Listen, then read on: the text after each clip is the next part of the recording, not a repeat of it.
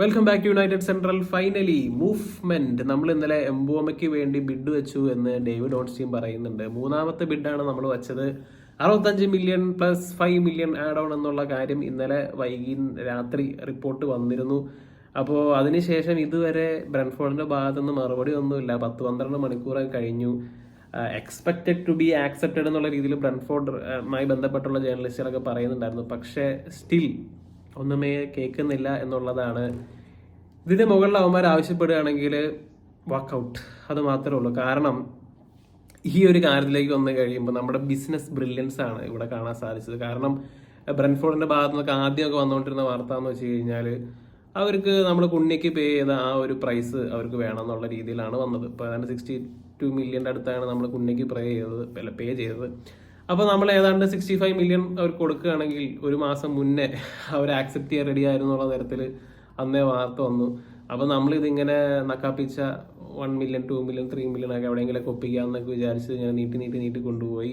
അങ്ങനെ ഒരു 40 ദിവസത്തിന് ശേഷം അവർ കഴിഞ്ഞ ദിവസം അവരുടെ വാല്യുവേഷൻ കൂട്ടി 70 മില്യൺ ആക്കാൻ പോവുകയാണ് എന്നുള്ള തരത്തിൽ ഗാർഡിയനൊക്കെ റിപ്പോർട്ട് ചെയ്തു. അപ്പോൾ അങ്ങനെ ഫൈനലി അതാണ് സംഭവിച്ചത്. അപ്പോൾ അതിൻ്റെ ഇടയ്ക്ക് ന്യൂ കാസിലിന് വിസയ്ക്ക് വേണ്ടി താല്പര്യമുണ്ട്, അവിടുത്തെ സ്ട്രൈക്കറിന് വേണ്ടി താല്പര്യമുണ്ട് എന്നുള്ള വാർത്ത വന്നു. അപ്പോഴാണ് നമ്മൾ ചാടി കയറി ഇനിയൊന്നും നോക്കാനില്ല, ബിഡ് വെച്ചേക്കാം 65 പ്ലസ് 5 മില്യൺ എന്നുള്ള ബിഡ് നമ്മൾ കയറ്റി വെച്ചത്. അപ്പോൾ 65 മില്യൺ കിട്ടാൻ സാധ്യത ഉണ്ടായിരുന്ന ഒരു പ്ലെയറിന് നമ്മൾ 5 മില്യണാണ് ഒരു 40 ദിവസം നോക്കി നിന്നിട്ട് എക്സ്ട്രാ കൊടുക്കേണ്ടി വന്നത്. വേറെ കൊണ്ടൊന്നുമല്ല.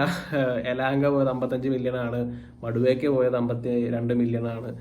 അപ്പോൾ വേറെ പ്ലെയേഴ്സൊക്കെ പോയി അങ്ങനെ ഒരു തുകയ്ക്ക് പോകണമെന്ന് കണ്ടപ്പോൾ തീർച്ചയായും അവർക്ക് തോന്നിക്കാണ് ഈ പറയുന്ന പോലെ ബ്രെൻഫോർഡിന് വേണ്ടി 20 ഗോൾ കഴിഞ്ഞ സീസണിൽ അടിച്ച ഒരു പ്ലെയറാണ്. അതുകൊണ്ട് തീർച്ചയായും അവർ ഇതിലും വാല്യൂ ഉണ്ട് എന്നുള്ളൊരു കാര്യം അവർ ചിന്തിക്കും. ഇപ്പം എന്തായാലും ഈ ഒരു കാര്യത്തിലേക്ക് വന്നു കഴിയുമ്പോൾ എംബോമ ആണെങ്കിലും ബ്രെൻഫോർഡിനോട് അറിയിച്ചിട്ടുണ്ടെന്നാണ് റിപ്പോർട്ട് വരുന്നത്. കാരണം ഇതൊരു ഫെയർ പ്രൈസ് ആണെന്നുള്ള കാര്യം പുള്ളി ക്ലബിനെ അറിയിച്ചിട്ടുണ്ട്. അപ്പോൾ അതുകൊണ്ട് പുള്ളിയുടെ സൈഡിൽ നിന്നും പുള്ളി മാക്സിമം ഇപ്പോൾ ഈ ഒരു ഡീല് നടക്കാനായിട്ട് പുഷ് ചെയ്യുന്നുണ്ട് എന്നുള്ള തരത്തിലും വാർത്ത വരുന്നുണ്ട്. പക്ഷേ ബ്രെൻഫോർഡ് ആക്സെപ്റ്റ് ചെയ്തിട്ടില്ല.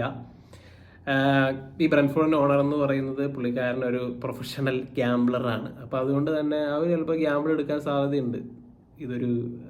അതങ്ങ് റിജക്റ്റ് ചെയ്യാം. ചിലപ്പോൾ അവന്മാർ വീണ്ടും 1-2 മില്യൺ കൂട്ടി വയ്ക്കുമെന്നുള്ള വിചാരത്തിൽ ചിലപ്പോൾ അവന്മാർ റിജക്റ്റ് ചെയ്തേക്കാം. അപ്പം അങ്ങനെയാണെങ്കിൽ വാക്കൗട്ട്. നമ്മൾ വേറെ വല്ല പ്ലെയറിനെ നോക്കുന്നതാണ് ബുദ്ധി.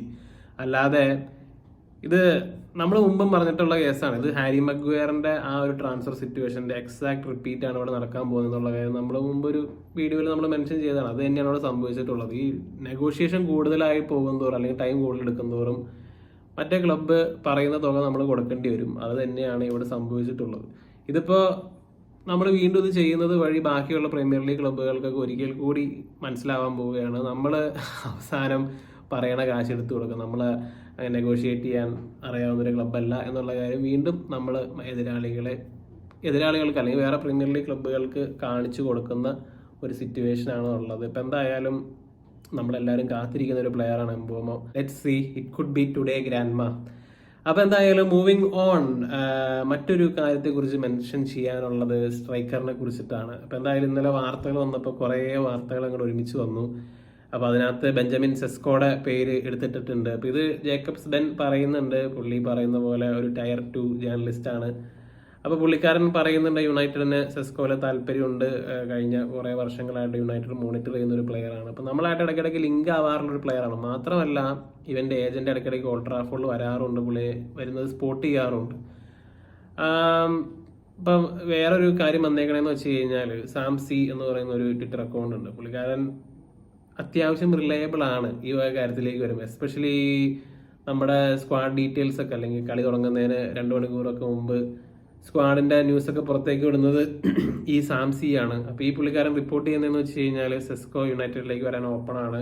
പുള്ളിക്ക് വന്നിട്ടുള്ള വേറെ ഇൻട്രസ്റ്റുകളിൽ പുള്ളി ചൂസ് ചെയ്യാൻ അല്ലെങ്കിൽ പുള്ളിക്ക് വരാൻ താല്പര്യം യുണൈറ്റഡിലേക്കാണെന്നുള്ള തരത്തിൽ പറയുന്നുണ്ട്. യുണൈറ്റഡിന് സീരിയസ്ലി ഇൻട്രസ്റ്റ് ഉണ്ടെന്നുള്ള രീതിയിലൊക്കെ ഇയാൾ പറയുന്നുണ്ട്. റെപ്യൂട്ടഡ് ആയിട്ടുള്ള ജേർണലിസ്റ്റ് ഒന്നും അല്ല ഈ പറയുന്നത്. അപ്പോൾ അതുകൊണ്ട് തന്നെ നമുക്കത് കണ്ണടച്ച് വിശ്വസിക്കാനും പറ്റില്ല. നമുക്ക് നോക്കാം. അപ്പോൾ എന്തായാലും 6 അടി 5 ഇഞ്ച് പൊക്കവും 22 വയസ്സുള്ള താരമാണ് സെസ്കോ.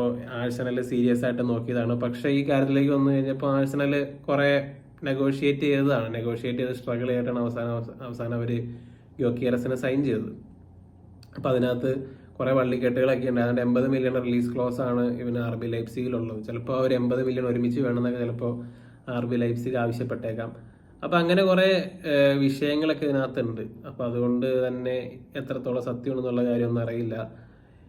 ലോൺസ്റ്റീനോ ലോറി വിറ്റ്വെല്ലൊക്കെ പറഞ്ഞു കഴിഞ്ഞാലാണ് അതിനകത്ത് റിലയബിൾ ആണ് എന്ന് പറയാൻ പറ്റുള്ളൂ. അപ്പോൾ അതുവരെ നമുക്ക് നോക്കാം അതിനകത്ത് വല്ല സത്യമുണ്ടോ. ഇനിയിപ്പോൾ അങ്ങനെ കാര്യമായിട്ടുള്ള ലിങ്ക്സ് ഉണ്ടെങ്കിൽ നമുക്ക് തീർച്ചയായും പ്ലെയറിനെ പറ്റി കൂടുതൽ നോക്കാം. കാരണം ആഴ്സണൽ ഫാൻസ് തന്നെ ചെയ്ത ഒത്തിരി സ്കൗട്ട് റിപ്പോർട്ടൊക്കെ ഓൺലൈനിൽ അവൈലബിൾ ആണ്. അപ്പോൾ നമുക്ക് അത് നോക്കാം. അപ്പം അതുപോലെ തന്നെ പോൾ ഹെസ്റ്റ് ടൈംസിന്റെ ജേർണലിസ്റ്റാണ്, പുള്ളിക്കാരൻ റിപ്പോർട്ട് ചെയ്ത കാര്യമാണ് ആസ്റ്റൺ വില്ലയ്ക്ക് ഗാർനാച്ചോയിൽ ഇൻട്രസ്റ്റ് ഉണ്ട് എന്നുള്ള കാര്യത്തിൽ പുള്ളിക്കാരൻ റിപ്പോർട്ട് ചെയ്യുന്നുണ്ട്. അപ്പോൾ അങ്ങനെയാണെങ്കിൽ നമ്മുടെ PSR പ്രശ്നങ്ങളൊക്കെ തീർക്കാൻ പറ്റുന്ന ഒരു പ്ലെയറാണ് തീർച്ചയായും ഗാർനാച്ചോ. അപ്പോൾ അതിൻ്റെ ഒപ്പം തന്നെ കഴിഞ്ഞ 1-2 ദിവസമായിട്ട് കാര്യമായിട്ട് മാർട്ടിനസ് ആയിട്ട് ഇങ്ങനെ ലിങ്ക്സ് വരുന്നുണ്ടായിരുന്നു. അപ്പോൾ അതിനകത്ത് ഫബ്രിറ്റ്സ് പറയുന്നുണ്ട് യുണൈറ്റഡും വില്ലയും തമ്മിൽ നെഗോഷിയേഷൻസ് നടക്കുന്നില്ല എന്നുള്ള കാര്യം റൊമാനോ പറയുന്നുണ്ട്. അതിൻ്റെ ഇടയ്ക്ക് വേറെ കുറേ ഈ പറയുന്ന പോലെ അർജന്റീന ജേർണലിസ്റ്റുകളൊക്കെ ഇങ്ങനെ യുണൈറ്റഡ് നെഗോഷിയേറ്റ് ചെയ്യാൻ തുടങ്ങി എന്നുള്ള തരത്തിലൊക്കെ ഇങ്ങനെ റിപ്പോർട്ട് വിട്ടിരുന്നു. പക്ഷെ അതിലൊന്നും ഒരു കാര്യം ഉണ്ടായിരുന്നില്ല. അപ്പോൾ എന്തായാലും മാർട്ടിനസിന്റെ സൈഡിൽ നിന്ന് പുള്ളിക്കാരൻ പുഷ് ചെയ്യുന്നുണ്ട് എന്നുള്ള രീതിയിൽ ഈ ജേക്കബ്സ് ബെൻ എന്ന് പറയുന്ന ജേർണലിസ്റ്റ് പറയുന്നുണ്ട്. ഈ പറയുന്ന പോലെ പുള്ളി മറ്റൊരു കേസും പറയുന്നുണ്ട്, വരാനുണ്ടെങ്കിൽ മാർട്ടിനസിന് വരാൻ താല്പര്യമില്ല എന്നുള്ള തരത്തിലും പറയുന്നുണ്ട്. അപ്പോൾ ഇങ്ങനെ വിശ്വസിക്കാൻ പറ്റില്ല, ടയർ 2 ജേർണലിസ്റ്റ് ആണ്. അപ്പോൾ വേറെ നല്ല ജേർണലിസ്റ്റുകളൊക്കെ ഇതിനെക്കുറിച്ച് എന്തെങ്കിലും പറയുകയാണെങ്കിൽ നമുക്കപ്പോൾ വിശ്വസിക്കാം. അപ്പോൾ ഗായ്സ്, എന്താണ് നിങ്ങളുടെ ഫീലിംഗ് എന്നുള്ള കാര്യം തീർച്ചയായും കമൻ്റ് ആയിട്ട് ഇടുക. നമുക്ക് മറ്റൊരു വീഡിയോയുമായി വീണ്ടും കാണാം.